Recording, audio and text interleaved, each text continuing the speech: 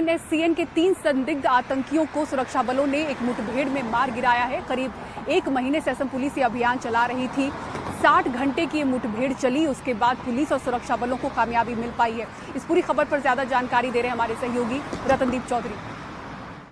आज असम के डिमा हसाओ जिले में सुरक्षा बलों को एक बड़ी सफलता मिली है, जब एक 60 घंटे से भी ज्यादा समय तक चलने वाले ऑपरेशन में आमने सामने की लड़ाई में सामने की एक्सचेंज ऑफ फायर में असम पुलिस के एक स्पेशल यूनिट द्वारा नेतृत्व दिए जाने वाले सुरक्षा बलों की एक टुकड़ी ने NSCN के 3 उग्रवादियों को मार गिराया है। और ये बहुत बड़ी सफलता के रूप में देखा जा रहा है, क्योंकि पिछले 1 महीने से NSCN के जो एक्टिविटी है वो असम के डिमा हसाओ और कार्बी आंगलोंग जिले में बढ़ती जा रही थी, ऐसा पुलिस के सूत्रों से हमें खबर मिली है। और पुलिस के आला अधिकारी इसके ऊपर चिंतित थे और ये जो एक्टिविटी है इसको मॉनिटर किए जा रहे थे। और इसके बाद टिप ऑफ मिलने के बाद उन्हें ये टिप ऑफ मिली है कि national highway authorities of India की जो प्रोजेक्ट है, बहुत महत्वपूर्ण प्रोजेक्ट है, डिमा हसाओ जिले से होते हुए जो प्रोजेक्ट हो रही है, वहां पे जो फिरौती के लिए बार बार NSCN के जो उग्रवादी हैं वो प्रेशर दे रहे हैं। और ऐसी खबर मिलने के बाद जो लोकल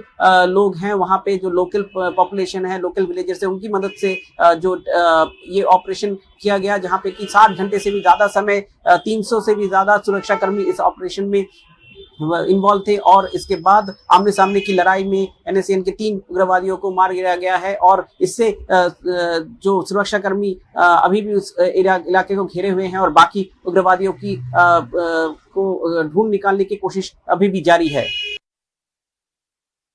गुजरात के अहमदाबाद से लेकर नेपाल बॉर्डर के करीब यूपी के जिलों तक अवैध कब्जों के खिलाफ अभियान चल रहा है।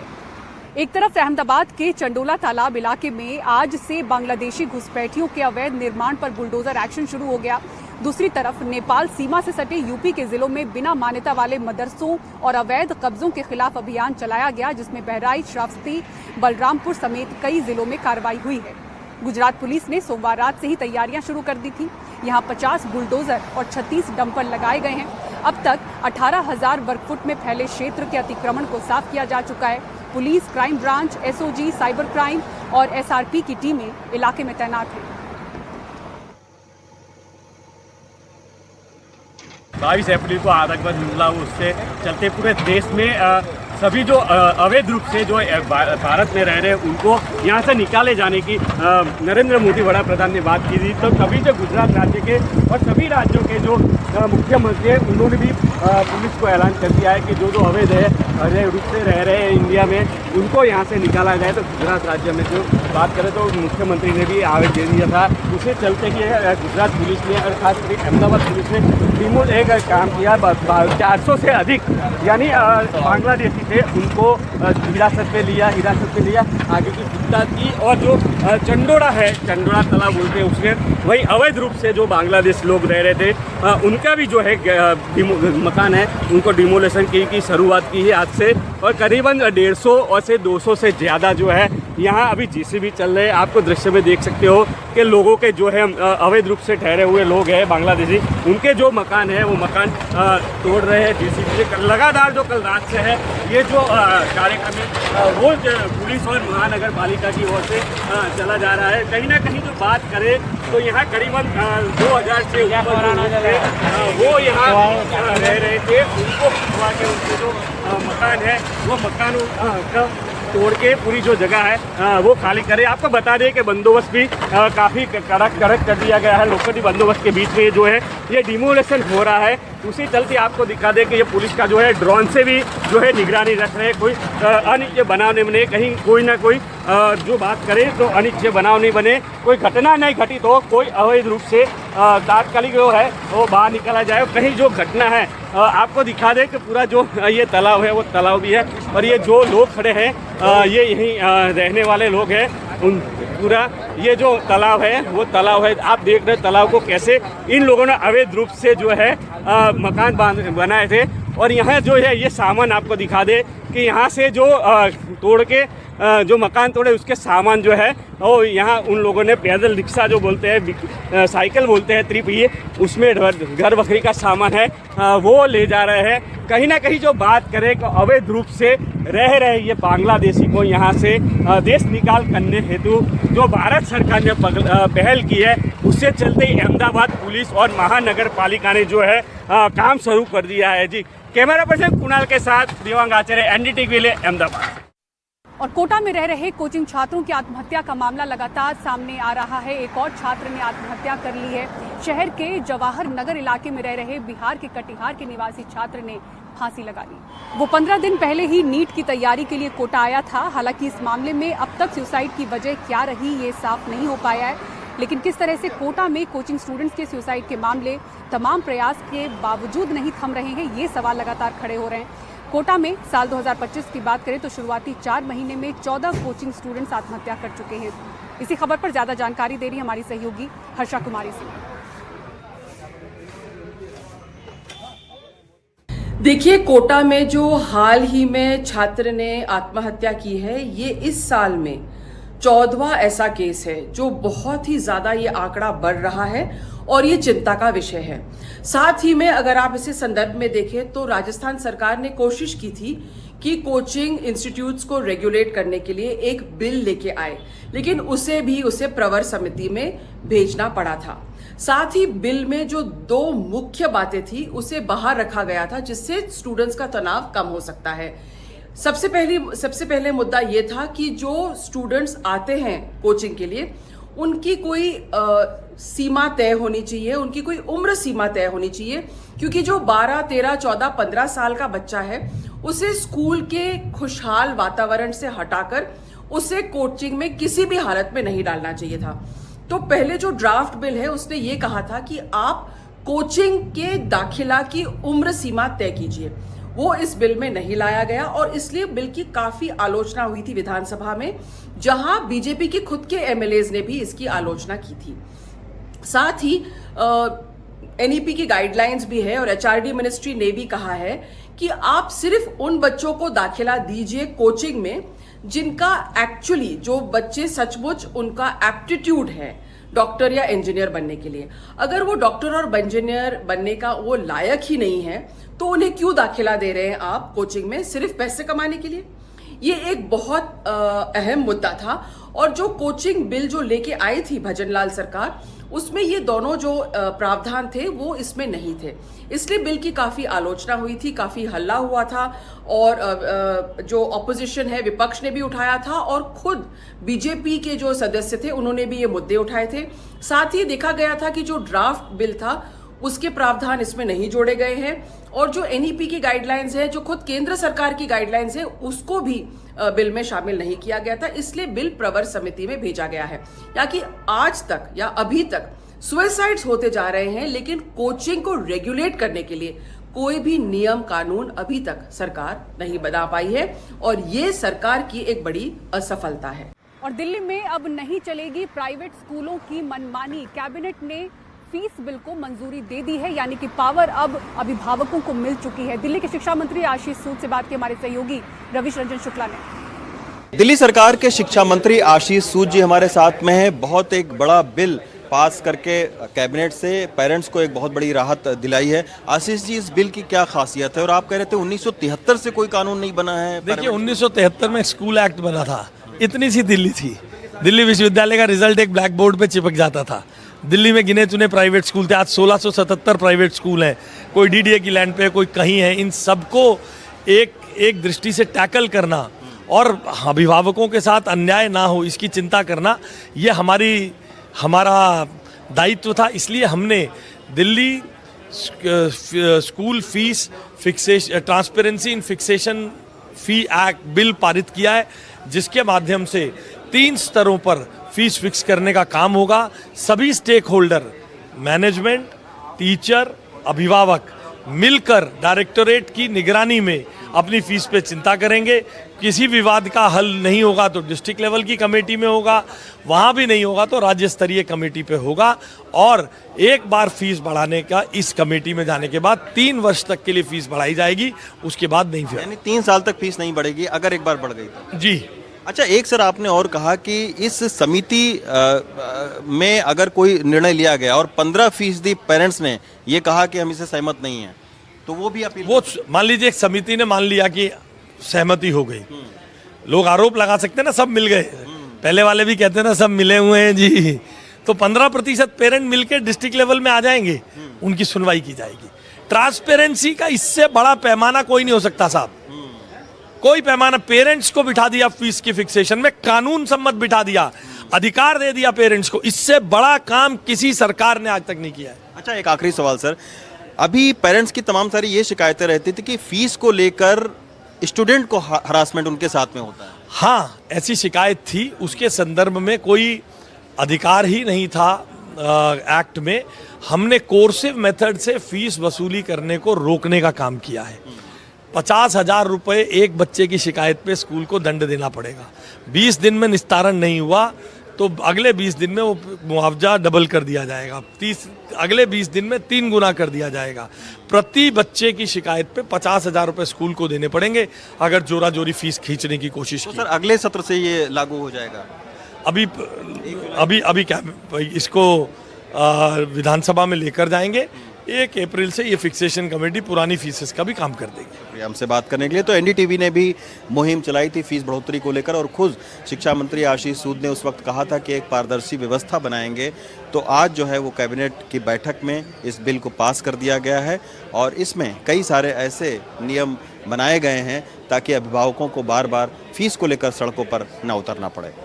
दिल्ली से संजय कौशिक के साथ रवीश रंजन शुक्ला, एनडीटीवी इंडिया। और अब मुंबई से अहम खबर आपको दिखाते हैं। कुछ दिनों पहले मुंबई के अंधेरी इलाके में 5 शूटर्स गिरफ्तार किए गए थे। लगातार इनसे पूछताछ हो रही थी। इनमें से एक शूटर ने बड़ा खुलासा किया है कि वो अनमोल बिश्नोई के संपर्क में था। क्या है पूरा मामला, पारस दामा की इस रिपोर्ट में देखिए।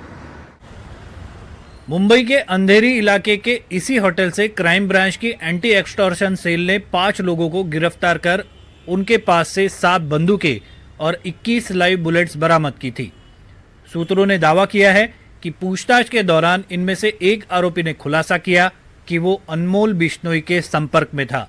गिरफ्तार किए गए आरोपियों के नाम सुमित कुमार दिलावर, विकास ठाकुर, देवेंद्र सक्सेना, श्रेयांश यादव और विवेक कुमार गुप्ता है।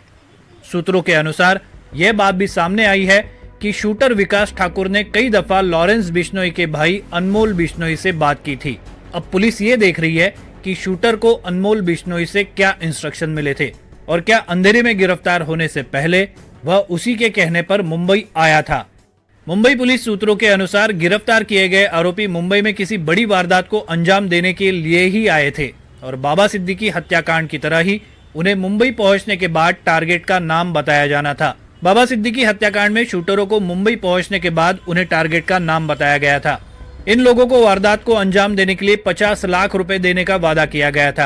हालांकि ये सुपारी किस गैंग और गैंगस्टर ने दी थी, इसका खुलासा अब तक नहीं हो पाया है। इन्हें हथियारों के साथ मुंबई पहुंचने को कहा गया था। वहां पहुंचने के बाद उन्हें होटल में रूम किराए पर लेकर रुकने के निर्देश थे।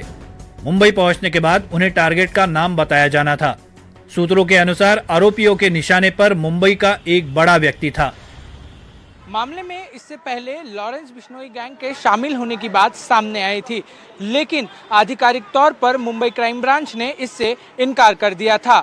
वहीं ये बात भी सामने आई कि ये आरोपी किसी बड़े गैंग के कहने पर ही मुंबई आए थे और बड़ी वारदात को अंजाम देने वाले थे।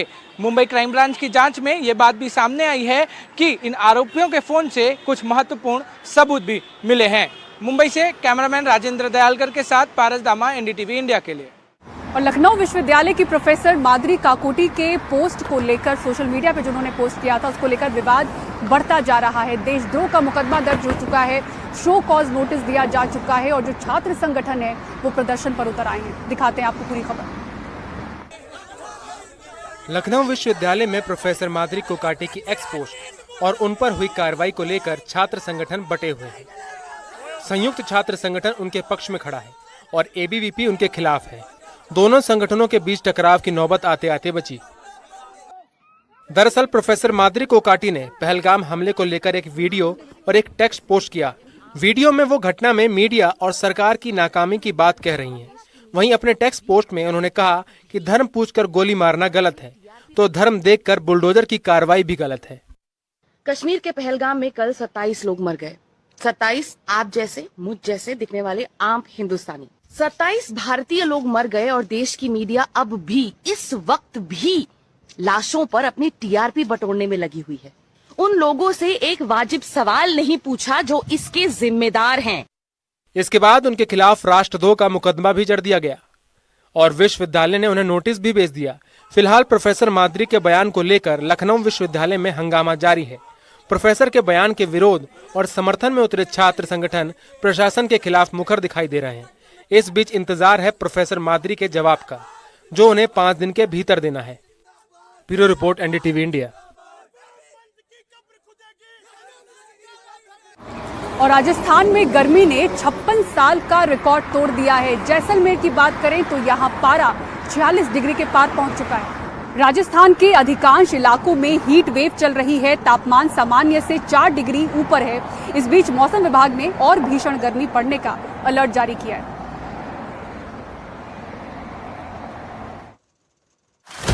गर्म हवाओं के भीषण थपेड़े, आग उगलता आसमान, सूरज की तपिश ऐसी जो जमकर राजस्थान के पसीने छुटा रही है। अप्रैल में राजस्थान के कई इलाके जून जैसी भीषण गर्मी झेल रहे हैं। बेहिसाब गर्मी ने राजस्थान में नए रिकॉर्ड बना दिए हैं। सोमवार को जैसलमेर में गर्मी ने पिछले 56 साल का रिकॉर्ड तोड़ दिया। यह पहला मौका है जब अप्रैल के महीने में जैसलमेर में तापमान 46.2 डिग्री दर्ज किया गया। राजस्थान का कौन सा ऐसा इलाका है गर्मी की कैसी मार झेल रहा है, ये भी जानिए। जैसलमेर में पारा 46.2 डिग्री के पार पहुंच गया है। बाड़मेर 45 डिग्री का टॉर्चर झेल रहा है। जयपुर में पारा 42 के पार है। जोधपुर, श्री गंगानगर में पारा 45 के पार है। राजस्थान में गर्मी का कहर जारी है। अप्रैल के महीने में ही मई जून जैसी तपिश महसूस की जा रही है। राज्य के अधिकांश जिलों में तापमान सामान्य से अधिक दर्ज किया जा रहा है। सीमावर्ती इलाके सबसे ज्यादा चपेट में हैं। और पहलगाम में जिस तरह से आतंकी हमला हुआ, इसका असर कार्यक्रमों और फिल्मों पर भी पड़ा है। कई लाइव इवेंट्स रुक गए हैं। पाकिस्तानी आर्टिस्ट और फिल्में भी मुश्किल में हैं। सलमान खान ने मई में होने वाला द बिग वन शो रद्द कर दिया है, जिसमें माधुरी दीक्षित, वरुण धवन, सारा अली खान और टाइगर श्रॉफ जैसे कलाकार मैनचेस्टर और लंदन में शो करने वाले थे। सोशल मीडिया पर पोस्ट करते हुए सलमान ने ये जानकारी दी। इसके अलावा गायिका श्रेया घोषाल, अरिजीत सिंह, एपी ढिल्लन और अमेरिकन कॉमेडियन केविन हार्ट का भारत में होने वाला शो भी रद्द कर दिया गया है। पहलगाम में हुए इस पाकिस्तान के हमले के अगेंस्ट में खड़ी है। आज सलमान खान ने अपना लंदन का कंसर्ट कैंसिल कर दिया। अरिजीत सिंह ने सूरत का कंसर्ट कैंसिल कर दिया। मिनिस्ट्री ऑफ कॉमर्स ने भारत मंडपम का अपना इवेंट कैंसिल कर दिया, जिसमें पीयूष गोयल जी और गजेंद्र सिंह जी शेखावत जी आ रहे थे। सारी संवेदनाएं उन मृतकों के परिवार के साथ है। भारत सरकार से हमारा निवेदन है और हमारी गुजारिश है कि इस हमले का जवाब दिया जाए और बातचीत की जाए और देखें कि ऐसा हादसा वापस हिंदुस्तान के साथ ना हो। पूरी एंटरटेनमेंट इंडस्ट्री इस वक्त उन मृतकों के परिवार के साथ है। हम सबकी हार्दिक संवेदनाएं।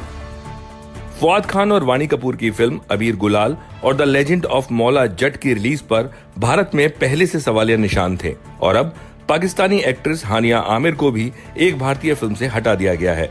देश में पाकिस्तान को लेकर गुस्सा है और इसका असर एंटरटेनमेंट जगत पर भी है। मुंबई से प्रशांत सिसोदिया की रिपोर्ट। पहलगाम में जिस तरह से आतंकी हमला हुआ, उसके बाद कश्मीर में टूरिस्टों की संख्या बेहद कम हो गई है। लोग अपनी बुकिंग कैंसिल करवा रहे हैं, लेकिन अब भी कुछ ऐसे टूरिस्ट हैं जो कि आतंकवाद को मुंहतोड़ जवाब देना चाहते हैं और कश्मीर का रुख कर रहे हैं। दिखाते हैं आपको पहलगाम से हमारे सहयोगी नसीर मसूदी की ये ग्राउंड रिपोर्ट। आहिस्ता आहिस्ता पहलगाम में वापस पर्यटक आ रहे हैं। तादाद तो कम ही है, लेकिन इन पर्यटकों को सलाम, जो ये सारा हत्याकांड के बावजूद उन्होंने कहा कि आतंक का जो खौफ है वो उन्हें पहलगाम से दूर नहीं रखेगा। कल भी 1300 पर्यटक पहलगाम आए। दरअसल एक हफ्ता पहले जब ये नरसिंह हत्याकांड हुआ, 8-10 हज़ार पर्यटक यहाँ आते थे। वो तादाद 1300 के आसपास पहुँची है। कोई डर वगैरह तो नहीं? नहीं सर, अभी थोड़ा मार्केट खुला है, पहले बंद था और श्रीनगर वगैरह तो पूरा खुला ही है। अच्छा।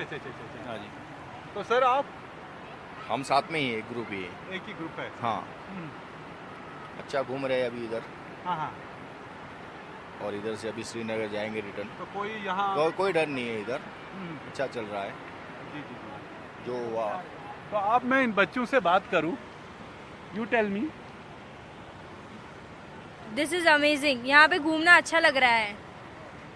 तो कोई डर शर नहीं? नहीं, डर नहीं है थोड़ा भी। यहाँ पे बहुत सारे टूरिस्ट भी आए हैं अभी। Okay, so let me talk to little angel. आप बता, you are enjoying? Yes. Okay, good. और आप? Yes, enjoying. Kashmir is very good. Kashmir is good. Local लोगों का क्या कैसा व्यवहार रहा? लोकल लोगों का एकदम बिल्कुल ही व्यवहार बहुत ही मस्त है, कोई परेशानी नहीं है, हेल्पफुल सब लोग हैं। जी जी। तो दरअसल यही है जो कश्मीर की मेहमान नवाजी, उसी को आतंकी ने एक चोट पहुंचा दी, एक दब्बा लगाया लोगों ने, लेकिन बताया कि हमारे नाम पे यह आतंक नहीं हो सकता है। आप लोगों को आप कातिल हैं, बेगुनाहों को मारते हैं। और आज जब पर्यटक कम ही तादाद में आते हैं, लोगों को लग रहा है कि नहीं, जो उन्होंने पर्यटक ये जो आतंक के खिलाफ उन्होंने अपना की नाराज़गी दिखाया, अपना एहतजाज दिखाया, पूरे मुल्क में उसकी कदर की जाती है। कल असम्बली में भी उसकी जो सुनाई दी, गूंज सुनाई दी, किस तरह वहाँ उन्होंने रेजोल्यूशन पास के असम्बली में आतंक की निंदा की। गुलमर्ग में नॉर्मली 5 से 6-7 हज़ार टूरिस्ट आते थे हर दिन, और वहाँ जो आज टूरिस्टों की तादाद है 3500 है। सोनमर्ग में भी सिर्फ ये जो रिड्यूस हुई है, ये 700 पर्यटक कल आए, और करीब 48 टूरिस्ट डेस्टिनेशन और रिजॉर्ट्स को पहले ही सुरक्षा के कारणों की वजह से बंद किया गया। टूरिज़्म डिपार्टमेंट का मानना है कि पुलिस की तरफ से जो एडवाइजरी जारी हुई, जो प्रिवेंटिव जो मेजर्स लिए जा रहे हैं ताकि कोई घटना न हो पहलगाम के बाद, इसलिए 48 जो हैं यहाँ 87 में से 48 जो टूरिस्ट पर्यटक की जो डेस्टिनेशन है उनको बंद कर दिया गया। लेकिन टूरिज़्म डिपार्टमेंट का कहना है ये टेम्पररी है। कई डेस्टिनेशन जिनमें दुधपत्री हो, सोनमर्ग है, वह ये यूसमर्ग है, उन्हें शायद जल्दी खोला जाएगा। पहलगाम में हुए आतंकवादी हमले ने एक तरह से कश्मीर की अंतरात्मा में सुराख किया है। हालात ये हैं कि जो गांव आतंकियों के गांव के तौर पे देखे जाते थे, वहां पाकिस्तान के रवैये के खिलाफ आवाज उठ रही है। कुपवाड़ा में एलओसी के पास त्रेहगाम मकबूल भट्ट का गांव है।